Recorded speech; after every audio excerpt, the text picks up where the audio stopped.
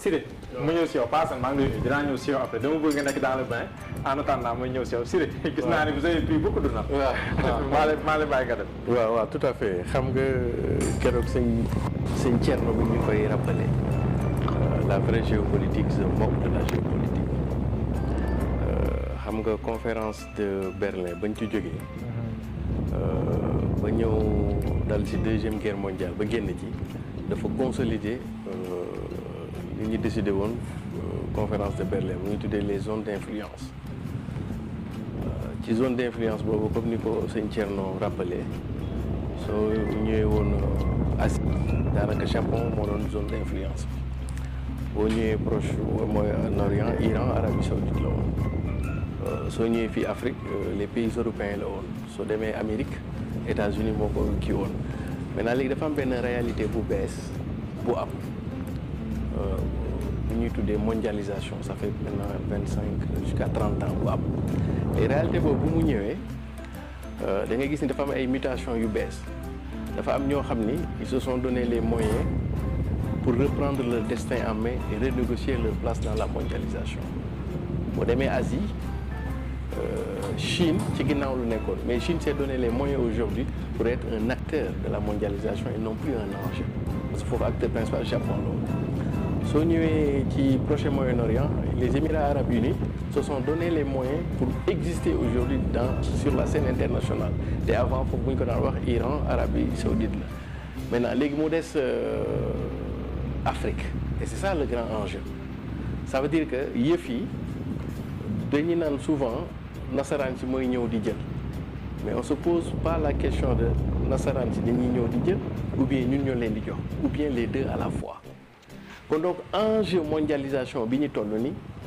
c'est un enjeu de voir comment s'ouvrir à la mondialisation et comment ne plus s'offrir à la mondialisation je m'explique est-ce que tey jii dañu nekk ci benn réalité boo xam ni nga bëgg pour nga bañ ko dañu nekk ci compétition ouverte d'ailleurs De Gaulle doon na ko avant De Gaulle sax c'était un lord britannique qui le disait que les États n'ont pas d'amis ils n'ont que des intérêts sur ce postulat là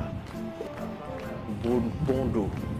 la France li muy def nii il est dans son élément nécessaire parce que c'est une question de vital c'est une question vitale. mais question vitale nga parle ñaar kii mais est-ce que war na mën a yóbbee France ba muy dem ci yu suufee yooyu yoo xam ne ni ay affaire mais il faut est-ce que mën na dem ba àgg foofu mais en fait il faut ñu xaar ñu aussi li ñuy reprocher keneen ni ñun tamit dinañ koy def ci keneen est-ce que ñooñu am nañu ma jox benn misaal. xam nga ñun par exemple Sénégal Afrique sax laay wax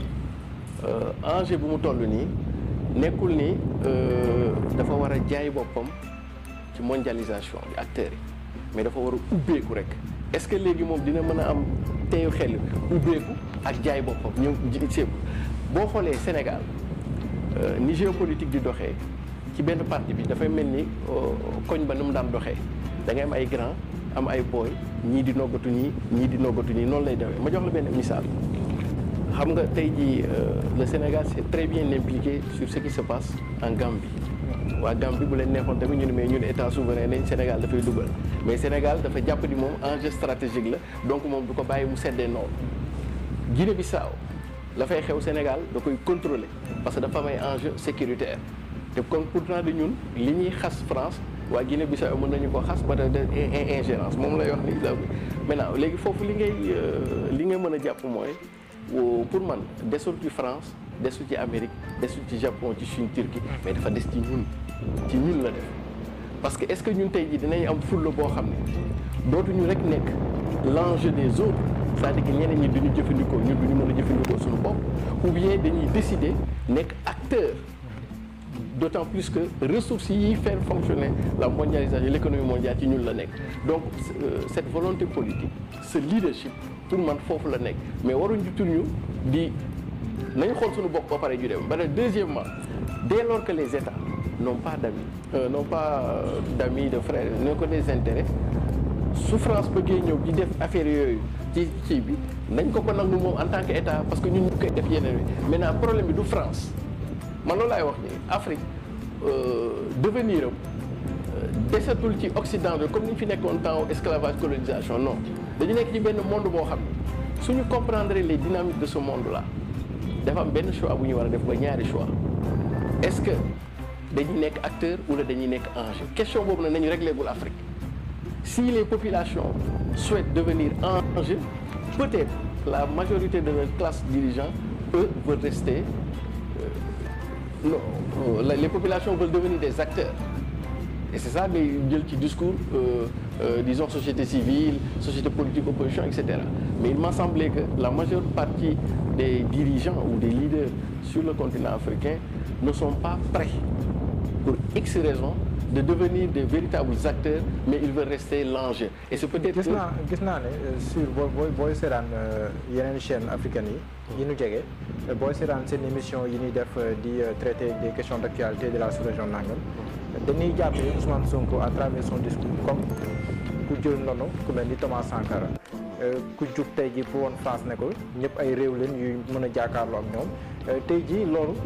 mën nga ko jàngatee ndax pour yow discours bi rek doy na wala ndax dañoo waroon xaar ba mu nekk maanaam ci posture boobu day nekk dans l'action sotable. waaw très bien su boobaa man su ma doon France président Ousmane Sonko wax li mu wax man dinaa intéressé wu ci politique bu Sénégal dès lors que man ma am enjeu yu Sénégal xam nga il faut nga xool les profils et le profilage soo xoolee président yi ñu fi jot a am président Senghor président Abdoulaye Wade non avant Abdoulaye Wade Abdou Diouf président Abdoulaye Wade dafa am benn profil boobu mooy fondamentalement réeroo wu ñu woon ak France si seen carrière da ngay gis ni ils ont débuté leurs humanités au Sénégal ils les ont complétés en Occident loolu dafa am benn njeexital bu ñuy nekk c'est-à-dire que dinañ am ay quelques divergences sur certains points mais fondamentalement ñoo bokk benn cohérence logique ni ñuy doxee c'est-à-dire que demoon nañ ba jàpp ni sax Sénégal doo fi mën a nekk président lu dul yow amuloo benn itinéraire ou benn itinérance ça veut dire que tu as commencé tes humanités ici et tu les as complétées en France et cetera le premier président bi ñu am boo xam ni génn na hors circuit c'est le président Macky Sall qui a fait ses études ses humanités ici et d'ailleurs loolu moo taxoon bi muy doog a ñëw falu mu amoon benn opposition boo xam ne c'était tellement virulente envers moom mais au-delà de la conjoncture et des contingences dafa mujjoon nekk sa benn affaire de crypto personnel parce que gars yi dañuy jàpp dans la philosophie que moom il n'est pas le profil pour toog ci fauteuil bi parce que jaarul itinérance boobu donc d'ailleurs bu nga koy xoolee moom ak Idrissa Seck sax les trucs diffusent de la conflictualité diffuse génnoon na sax champ politique ba demoo ci champ crypto personnel parce que dañu jàpp di kii jaadu yoon mais bi président Macky Sall ñëwee nga gis ni pratiquement les intérêts français n'ont pas été menacés comme président Wade nu mu commencé woon di diversifier les partenariats di diversifier les partenariats et puis foofu aussi il faut gars yi comprendre Wade n'était pas fondamentalement anti-français Wade moom yooyu sax du ay programme moom ay anti-français Wade libéral la démocrate la c'est-à-dire que dafa wax bëgg wax ni Wade il croit à la compétition que le meilleur gagne mais gëmul woon ay chasse kii français yi yoo xam ne yu bu njëkk li amoon mooy ñun bu ñu defantee dara ak bitim réew li ñuy njëkk a def mooy da ngay ñëw xool bu France bëggul nag nga doog a jox Wade jeex na on a une dignité bu ñu bëggee lii dañ naan voilà lii nañ bëgg a tabax qui est le plus offrant ñu ñëw on regarde d'abord nos propres intérêts donc bi war de diversifier foofu su France peut-être jàpp ne intérêt menacé mais président Macky Sall ñëwee peut-être loolu mënoon na nekk crainte pour tubaab bi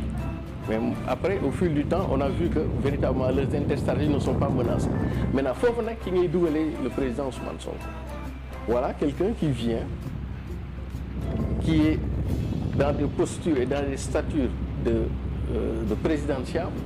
et qui vient apporter ce discours de rupture mais il faut que la France le prenne au sérieux parce que France mu génne loxoom Afrique c'est une question de vie ou de mort souvent nit ñi dañ koy fàtte tey jii France su génne loxoom Niger uranium France day am ay coupure d'électricité et vous vous rendez compte la France c'est la deuxième économie de l'Union européenne derrière l'Allemagne c'est-à-dire que am na ay ressources yu bari yoo xam ne tey jii bu France daggee ak Afrique moom économie mi ngi toll niveau Portugal ci nañ ko estimé mais dès lors que les États n'ont pas d'amis ils n'ont que des intérêts mais c'est tout à fait normal que la France se batte jusqu'à la dernière énergie pour mën a garder ressources comme nous nous battons pour yi xew et cetera maintenant léegi coow li dootul France. léegi ñun la très bien léegi nañu bàyyi li Mbaye Dièye Faye di wax loolu laa lay doon liggéey bu ko toppatoo mais dee ko sóoraale. Paasan